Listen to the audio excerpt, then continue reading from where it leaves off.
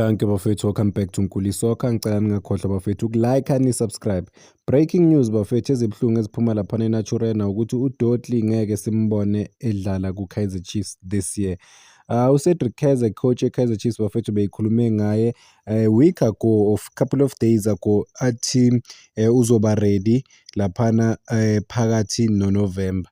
But i-medical report yakhe laphana ku-Kaizer Chiefs noma ngithi yini bayibiza ngithini i-medical department ithi no ngeke akwazi ukudlala this year.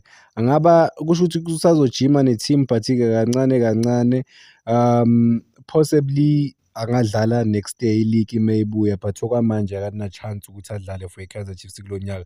Ucoach we-Kaizer Chiefs unika abantu ama-hopes mayekhuluma ne-media laphana ukuthi uDotli uzobuya phakathi nenyanga which is around i-14-15 November ajoyine i-team full. Kusho ukuthi from lapho bekazoba available for i-match day squad but-ke as things stand bathi kuzothatha umlingo ukuthi uDotli simbone ebuya this year because of i-injury yakhe kubonakala ngathi ayikakabi right 100% so basadoubt even namanje. Ngikhuluma ngayo lento le because I was excited ukuthi uDotli kungenzeka simbone or simbone ejimini full time because uyajima uDotli and sejime for since July, by the way, July bejim. Ngimbona ne-air conditioning coach or condition coach the way abambiza ngakhona ejima yedwa laphana eceleni, even noma sebe laphana eNetherlands bekhona uDotli lokhu ejima yedwa separate since isikhathi singaka bafethu. Mina ngiyasho ukuthi amani into ephelayo le kusho ukuthi indaba yedolo yakhe serious. That is why mengikhuluma ngendaba yedolo bafethu bathini ACL ne if angilenza iphutha mabayibiza ngegama straight. Aliyanti yahlupha bafethu, liyanti yayiqeda i-career yakho nya phele ngeplayer. This is sad ngempela cause of i-defense e-Kaizer Chiefs beyizoba more stable uDotli mekhona laphana ekwazi nayo ukulwela isikhala cause bekuzo-improve abanye abantu in terms of ukuthi badlale kangconywana.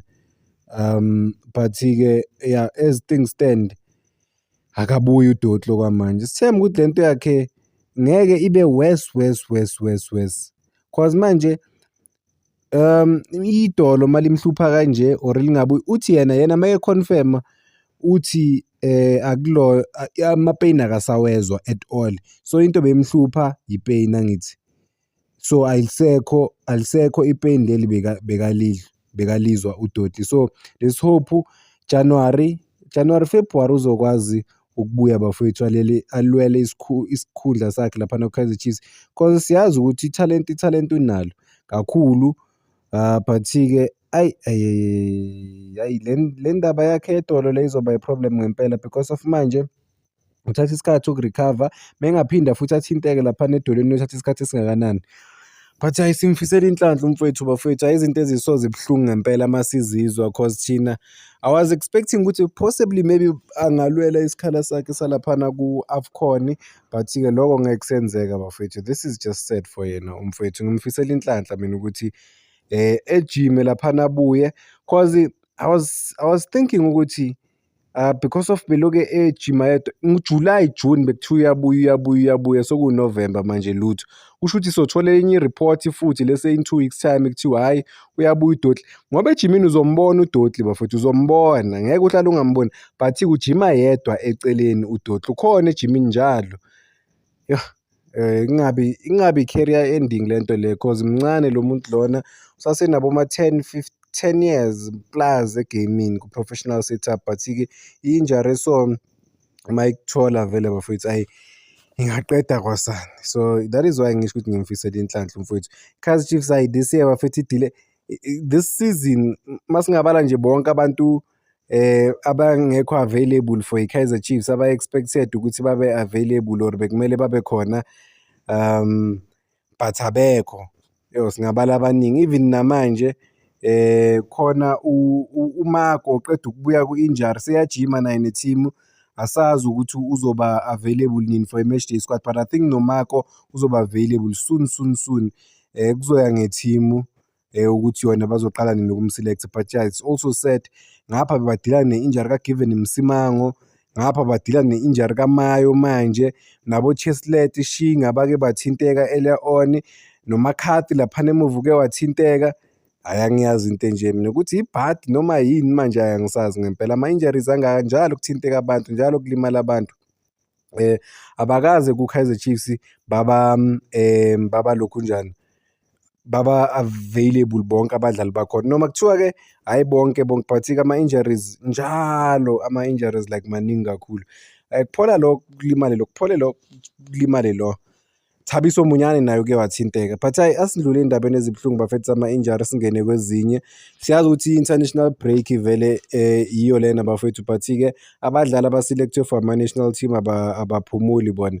So masibheka uSilva i-striker se-Kaizer Chiefs is expected ukuthi adlale laphana eGuinea Bissau ku-national team yakhe for the first time bafethu, njengoba ebiziwe laphana after ukushaya amagoli laphana ku-Kaizer Chiefs. Uthe efika ku-Kaizer Chiefs bambiza, but-ke ku-final 23 squad or so azange, he didn't make it, but-ke he didn't give up, waqhubeka nje uzenzela umsebenzi wakhe omuhle ku-Kaizer Chiefs. Finally-ke bakwazile ukumbiza lo mdlali uSilva bafethu uyakwazi ukushaya amagoli cause of ukhulele ePortugal. By the way, in terms of mangithi ukhulele ePortugal, ngichaza ukuthi ibhola lakhe lidevelop ePortugal ngempela, because of kuPortugal udlale kuma-youth level, urepresente nePortugal boma under 17, under 19 lapho, futhi nalapho-ke wawashaya amagoli.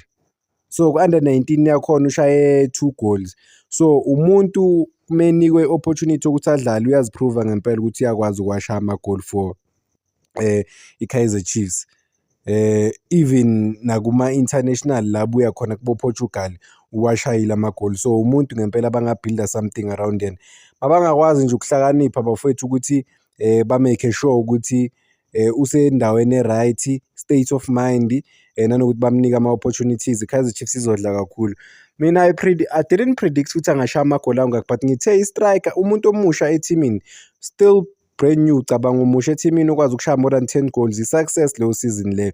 You can the following season you can build from leyo momentum leyo ukuthi ukwazile ukushaya amagoli. So far so good for uSilva.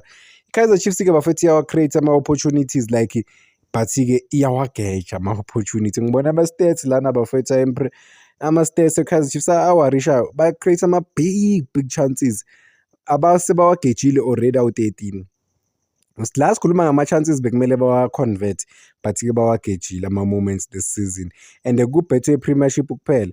Masingabala kulona ku-CAF, Cabo Scope laphana eLoyi Soccer City, noma ngithi FNB, bageja ngazi ukuthi ama-opportunity angakanani bafethu olilebho lapha.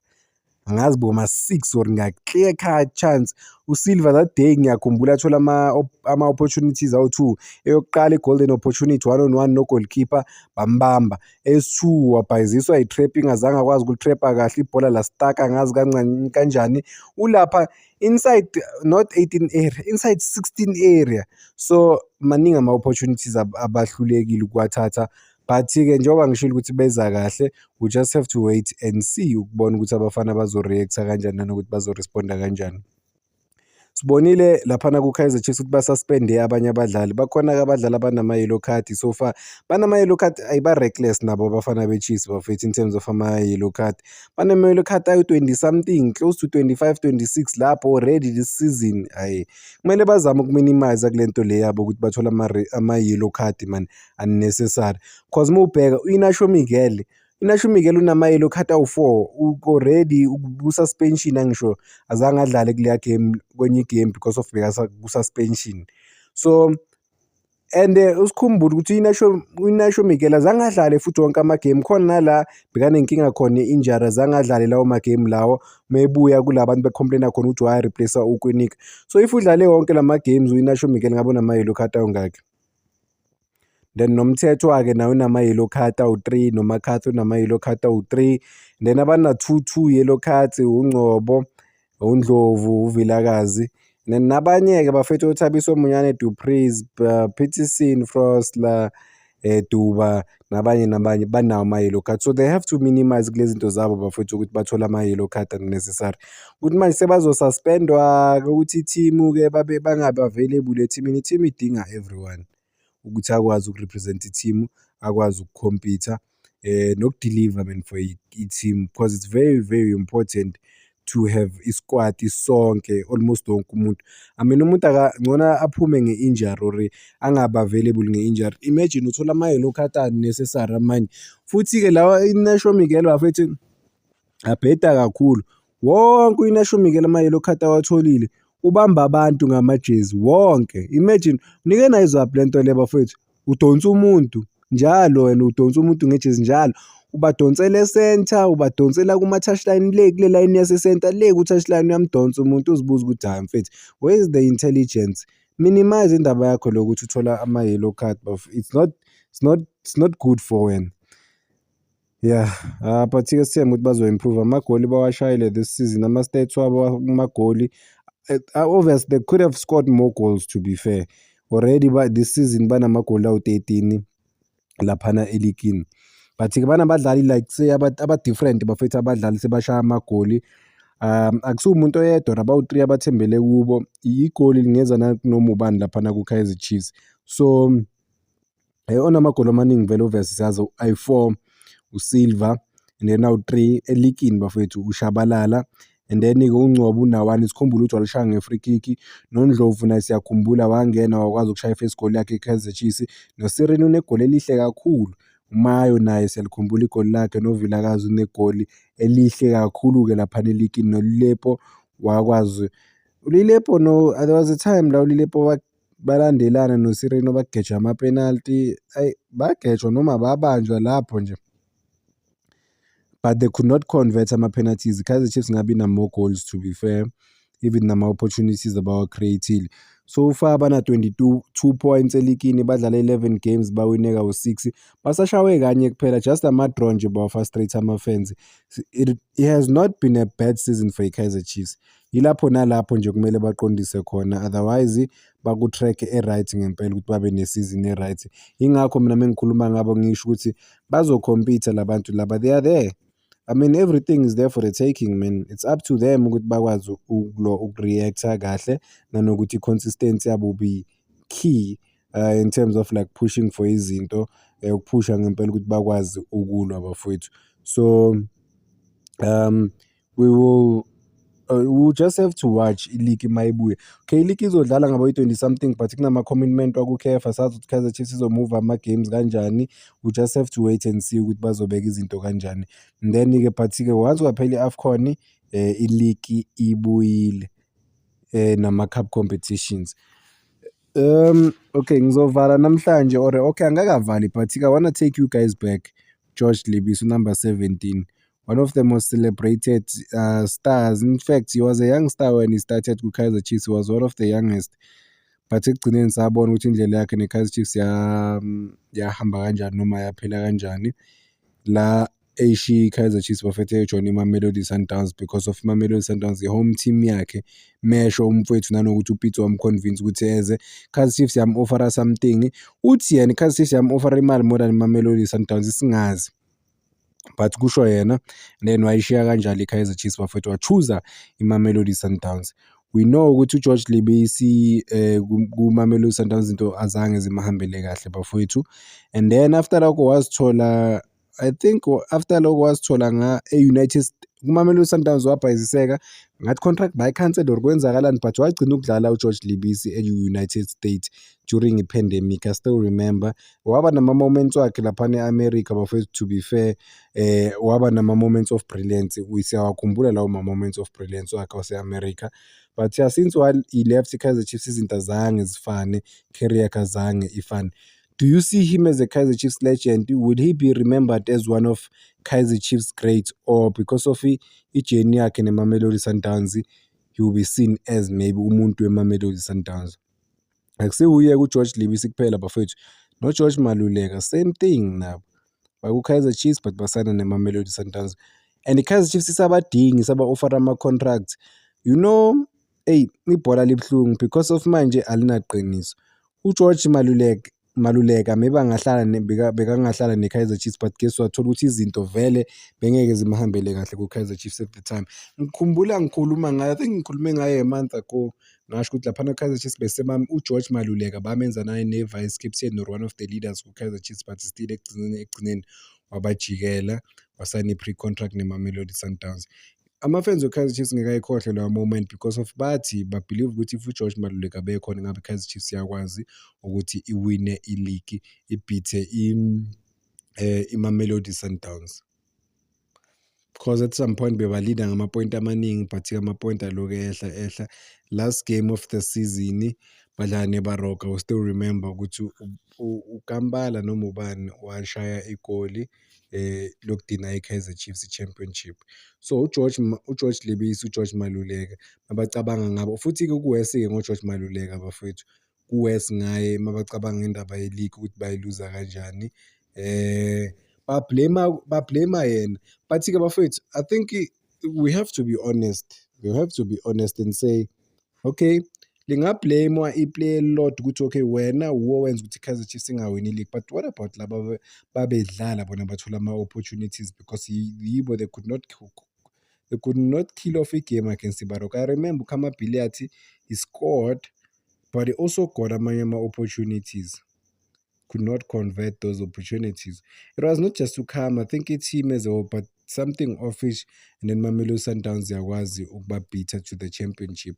I mean, iy'lowo ndaza leyo moment leyo, I think isasekhona namanje. When I talk about uGeorge Libise, ama-fans avele ubone ukuthi awamuzwa kahle, awaphatheki kahle.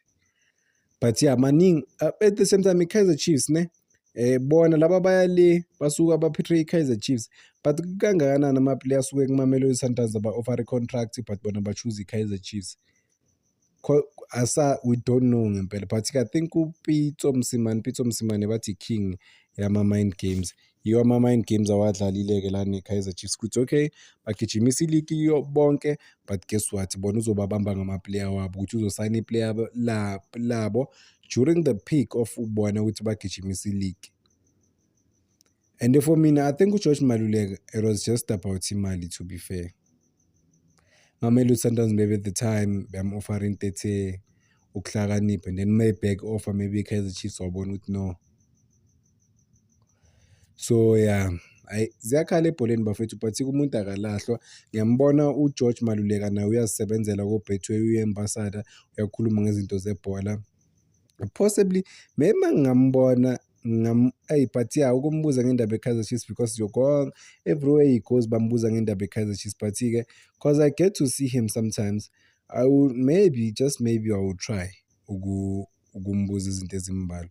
But yeah, I'm planning to bring like ex-football players in terms of like ngibe nabo ngikhulume nabo nje 5 minutes kuphela, 10 minutes max, and then umuntu uyela le nami ngiyela le, but mina I want to deliver i-content e-right, e-diverse, yeah, ezoba like nabantu from different backgrounds, aba-understand ibhola nanokuthi sihlangane la ukukhulisa i-platform ngendaba nje zebhola. Ngicela ukuyibamba lana bafethu.